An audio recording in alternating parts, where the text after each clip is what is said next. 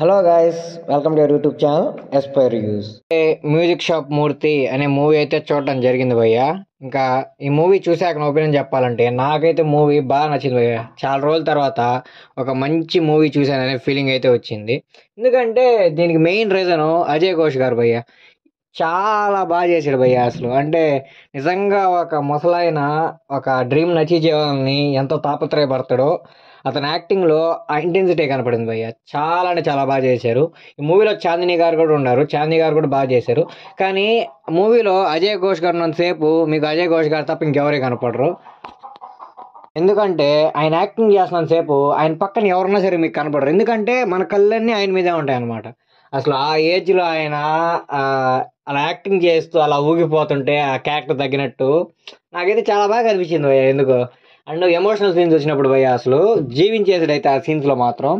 అంటే ఆయన ఏడుస్తుంటే ఎలా ఉందంటే నిజంగా మన ఒక తాత కానీ లేకపోతే మనకు తెలిసిన వాళ్ళు ఎవరో ఒకరు కానీ మనకు బాగా దగ్గర వ్యక్తులు ఆ క్యారెక్టర్లో ఉన్నారేమో, నిజంగా వాళ్ళు కూడా అలాంటి బ్యాక్గ్రౌండ్ స్టోరీ ఏదో ఒకటి ఉందేమో అన్న ఫీలింగ్ అయితే మనలో కలుగుతుంది భయ్య.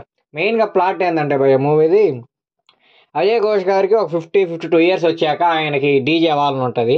అలా ఆయన డీజే అవ్వడానికి చాందిని గారు ఎలా హెల్ప్ చేశారు, డీజే అవ్వాలనుకున్నప్పుడు ఆయనకి ఎలాంటి కష్టాలు ఒడిదుడుకులు ఎదురయ్యాయి, ఎలాంటి అవమానాలు ఎదురయ్యాయి, అన్నీ ఎదుర్కొని లాస్ట్కి డీజే అయ్యాడా లేడా, అయితే ఎంత మంచి డీజే అయ్యాడు, మళ్ళీ దాన్ని కొనసాగించాడా లేదా, ఇలా చాలా ట్విస్టులతో మూవీ అయితే చాలా బాగా తీసుకెళ్ళాడు భయ్య.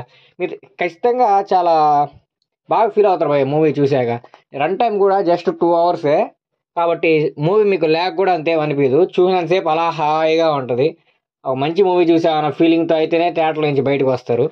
సాంగ్స్ కూడా భయ్య ఈ మూవీలో చాలా బాగున్నాయి. అంటే ఏదో తురుము అలాంటి సాంగ్స్ కాదు కానీ ఆ మూవీకి తగ్గట్టు ఆ సీన్లో ఆ ప్రజెంట్ జరిగే సీన్లో ఎలాంటి సాంగ్ వేస్తే బాగుంటుంది అన్న దానికి తగ్గట్టు కరెక్ట్గా వేశారు. అలా అని ఎలాంటి ల్యాగ్ సీన్స్ లేవు, అలా అని పిచ్చి పిచ్చిగా ఏవో సీన్స్ ఇరికిచ్చేసినట్టు ఆడ గ్యాప్ లేకపోయినా సీన్స్ కానీ ఏమి లేవు భయ్య మూవీలో. కాబట్టి ప్రతి ఒక్కరూ హ్యాపీగా వెళ్ళి అయితే మూవీని చూడొచ్చు. అంతే భయ్య, అంతకుమించి ఇంకేం చెప్పలేము మూవీ గురించి. అజయ్ ఘోష్ గారు 1 మ్యాన్ షో చేశారు మూవీలో. ఆయన తప్ప మీకేం కనపడరు నాకు తెలిసి. కాబట్టి అందరూ అయితే మూవీని థియేటర్లో అయితే ఎక్స్పీరియన్స్ చేయండి. ఖచ్చితంగా బాగా ఫీల్ అవుతారు మీరైతే మాత్రం.